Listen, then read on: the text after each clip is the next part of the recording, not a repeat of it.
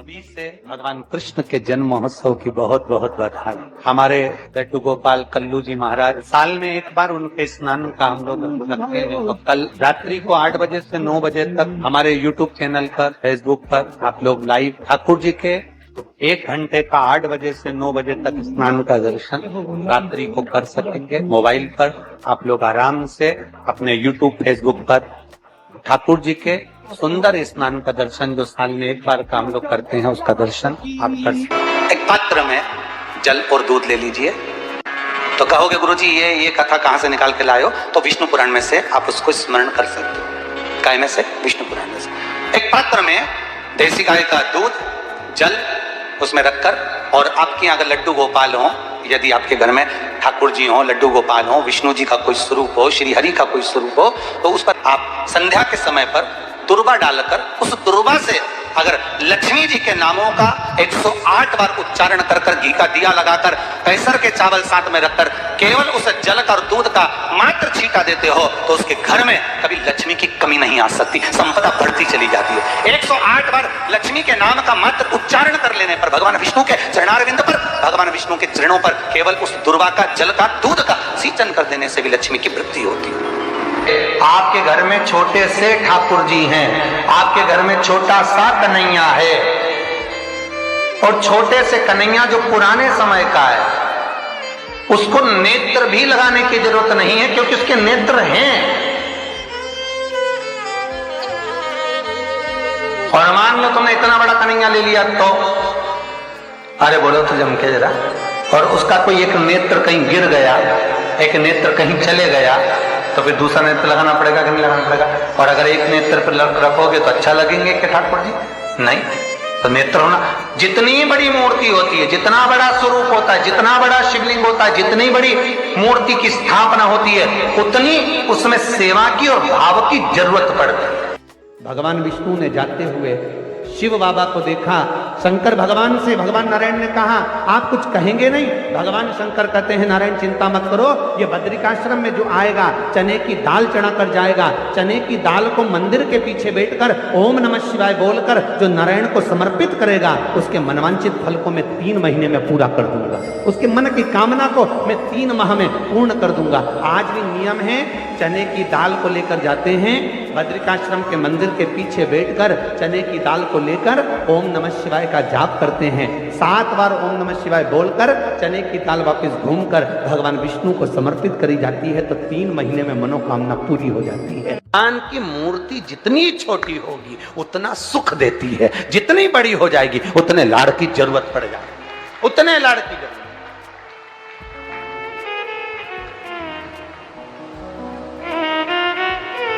जितनी छोटी। अब आप कहोगे गुरुजी तुम इतनी बड़ी बड़ी बातें करते हो, तुम्हारे ठाकुर जी भी तो देखो कितने बड़े हैं। आपको मालूम होगा कि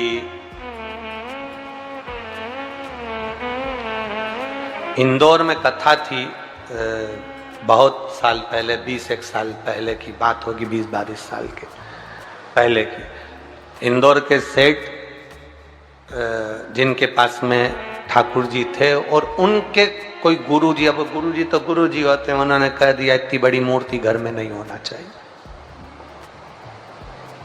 अब उनको कह दिया कि इतनी बड़ी मूर्ति घर में नहीं होना चाहिए, तो वो इनको नर्मदा जी में विसर्जन के लिए लेकर जाने लगे या कहीं देने के लिए जाने लगे। वो हमारे यहाँ कथा में आए थे, तो वो अटैची लेकर आए थे, तो पूछ लिया हमने कि इस अटैची को आप कहाँ ले जा रहे हैं, क्या है इसमें? उन्होंने कहा इसमें लड्डू गोपाल हैं ठाकुर जी। हमने कहा कहाँ ले जा रहे हैं? हमारे गुरुजी ने कहा इतनी बड़ी मूर्ति घर में रहती है ना, तो तकलीफ होती, इसलिए हम इनको नदी में, नर्मदा जी में छोड़ने के लिए या आश्रम पर किसी के यहाँ देने के लिए जा रहे हैं। तो हमने कह दिया लाडला है, कहाँ इसको नर्मदा के जल में आप छोड़ोगे, हमको दे दो, हमारे साथ कथा में चलता रहे, आनंद से श्रवण करता रहे, भक्ति करता रहे। और क्या लाडला है वो, उसका नाम हमने कल्लू रखा, हमारा कल्लुआ है, लाडला। जय हो। सोमवार की अष्टमी पड़ जाए, क्या पड़ जाए सोमवार की? जम के बोलो जरा। अष्टमी। या तो सोमवार की अष्टमी पड़ जाए, या हर महीने शिवरात्रि आती है, हर महीने आती है, या तो सोमवार की अष्टमी पड़ जाए या फिर सोमवार की शिवरात्रि पड़ जाए, हर महीने आती है। प्रयास करना कहीं से देसी गाय का दूध मिल जाए, थोड़ा सा दूध देसी गाय का मिल जाए, थोड़ा सा दूध देसी गाय का, थोड़ा सा दूध अगर प्राप्त हो जाए, बेलपत्री के पत्ते से दूध कटोरी में लेकर, मात्र बेलपत्री के पत्रे से एक एक बूंद अगर दूध, आप एक बूंद अगर ज्यादा ना मिला हो, एक चम्मच भी अगर आपको दूध देसी गाय का मिल गया हो, और सोमवार की अष्टमी पड़ जाए या सोमवार की, जम के बोलो, शिवरात्रि पड़ जाए, उसमें केवल अगर देसी गाय का दूध मिल जाए, जर्सी गाय का नहीं हो, देसी गाय का अगर दूध मिल जाए, बेलपत्री के पत्ते से, तुम्हारे घर के अंदर अगर शिवलिंग है या मंदिर में शिवलिंग है या तुम्हारे नजदीक में कोई शिवलिंग है, उस पर बूंद बूंद, एक एक बूंद अगर शिवलिंग पर दूध समर्पित कर रहे हो, श्री शिवाय नमस्तुभ्यम, नमः शिवाय, या षडाक्षर मंत्र ओम नमः शिवाय, या 33 अक्षर का मंत्र महामृत्युंजय मंत्र, इसका स्मरण कर कर शिव जी पर देसी गाय का दूध समर्पित कर कर इस बेलपत्री को अशोक सुंदरी वाली जगह पर अगर आप समर्पित कर देते हैं, फिर आप जिस भी चीज के लिए अप्लाई करें, मेरा देवाधिदेव महादेव आपका हाथ पकड़कर खींचकर आगे बढ़ा ही दे। मेहनत करना, कर्म पूरा करना, पढ़ाई अच्छी करना, और पढ़ाई के साथ में विद्या अध्ययन करने के साथ में, अच्छी मेहनत के साथ में देसी गाय का दूध भगवान शंकर को समर्पित करना, भगवान शंकर को समर्पित करना, देसी गाय का दूध धीरे धीरे धीरे धीरे समर्पित करना, भावों के साथ आप समर्पित करें। देसी गाय का दूध एक एक बूंद समर्पित करें, धीरे धीरे समर्पित करें। और देसी गाय का दूध जब धीरे धीरे समर्पित करें, बड़े रास्ते से, आनंद से धीरे धीरे जब आप समर्पित करेंगे, बेलपत्री वही दूध में सनी हुई बेलपत्र अशोक सुंदरी वाली जगह पर, उस समय पर डंडी का भाग शिवलिंग की ओर नहीं होना चाहिए, उस समय पर डंडी का भाग जहां से पानी बहकर जाता है अशोक सुंदरी की ओर से, वहां पर होना चाहिए। कार्य में सफलता मिलती ही है। शिव तत्व को धारण करें। सोमवार की अष्टमी का मतलब आपको इंदौर की कथा में बताया था, जिस दिन शंकर और पार्वती के मिलन का दिवस हो, और केवल एक माता पार्वती के अकेले मिलन का नहीं, 64 योगनियां तक भगवान शंकर से मिलने के लिए आती है। पीला चंदन लगा लेना। कितना लगाना है? बीच वाला जो पत्ता है उस पर पीला चंदन। जब आपको लगे कि मेरा जीवन बहुत कष्टमय है, अब ये रोग, अब ये कष्ट दूर ही नहीं हो रहा, अब ये आए दिन तकलीफ पर तकलीफ बढ़ती जा रही है, आए दिन रोग, बीमारी, पैसा घर में बच नहीं रहा, बहुत कष्टमय जीवन है, इसमें लगाओ पीला चंदन बेलपत्री की बीज पत्ती पर। महाराज, और बीज पत्ती पर जब चंदन लग जाए, लगने के बाद में ये दोनों पत्ती पर लाल चंदन लगा लीजिए। इन दोनों पत्ती के बीच में जो डंडी का भाग होता है, आपको कहा था, आपको स्मरण में होगा शायद, हमने जब बेलपत्री की महत्वता बताई थी तो उस बेलपत्री की महत्वता में कहा था ब्रह्मा विष्णु महेश ये 3 हैं, बोला था।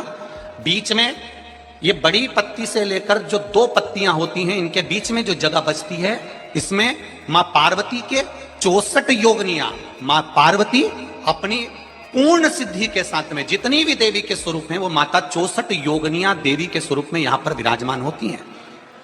2 पत्ती के नीचे से जो डंडी होती है नीचे तक, ये पूरी डंडी में 33 कोटि देवी देवताओं विराजमान होते हैं इस पूरी डंडी के अंदर।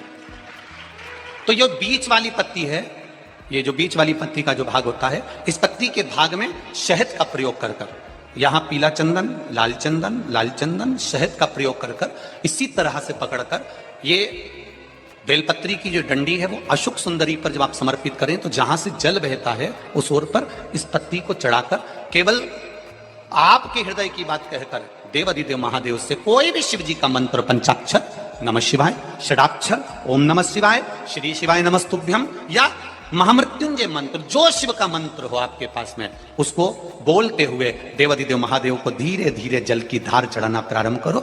जल की धार जब पूर्ण होने लगे, उसमें थोड़ा जल बचे, तब अशोक सुंदरी पर जो तुमने बेलपत्र चढ़ाई है वहां उस जलधार को चढ़ा। ये प्रयोग आपको केवल सोमवार की अष्टमी पढ़ने पर ही करना है। कौन से दिन करेंगे? जम के बोलिए जरा। सोमवार की अष्टमी पढ़ने पर यह प्रयोग करें, और जल चढ़ाकर बाबा से विनती कर कर उसी बेलपत्र को वापस उठाकर कहीं जलाशय में या किसी पेड़ के नीचे विसर्जन कर दें और 1 लोटा जल वहां भी चढ़ा दें। बस निवेदन कर कर आ जाइए, मेरा बाबा 3 माह के अंदर हाथ जरूर पकड़ेगा और आपको दलदल से बाहर निकाल देगा। हमें बताया था जिस दिन शंकर और पार्वती के मिलन का दिवस हो, और केवल एक माता पार्वती के अकेले मिलन का नहीं, 64 योगनियां तक भगवान शंकर से मिलने के लिए आती है।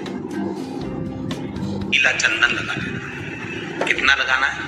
बीच वाला जो पत्ता है उस पर पीला चंदन। जब आपको लगे कि मेरा जीवन बहुत कष्टमय है, अब ये रोग, अब ये कष्ट दूर ही नहीं हो रहा, अब ये आए दिन तकलीफ पर तकलीफ बढ़ती जा रही है, आए दिन रोग बीमारी, पैसा घर में बच नहीं रहा, बहुत कष्टमय जीवन है, इसमें लगाओ पीला चंदन बेलपत्री की बीच पत्ती महाराज। और बीच पत्ती पर जब चंदन लग जाए, लगने के बाद में ये दोनों पत्ती पर लाल चंदन लगा लीजिए। इन दोनों पत्ती के बीच में जो डंडी का भाग होता है, आपको कहा था, आपको स्मरण में होगा शायद, हमने जब बेलपत्री की महत्वता बताई थी तो उस बेलपत्री की महत्वता में कहा था ब्रह्मा विष्णु महेश ये 3 है, बोला था। बीच में ये बड़ी पत्ती से लेकर जो 2 पत्तियां होती हैं, इनके बीच में जो जगह बचती है, इसमें माँ पार्वती के 64 योगनियां, माँ पार्वती अपनी पूर्ण सिद्धि के साथ में जितनी भी देवी के स्वरूप हैं, वो माता 64 योगनियां देवी के स्वरूप में यहाँ पर विराजमान होती हैं। 2 पत्ती के नीचे से जो डंडी होती है नीचे तक, ये पूरी डंडी में 33 कोटि देवी देवताओं विराजमान होते हैं इस पूरी डंडी के अंदर।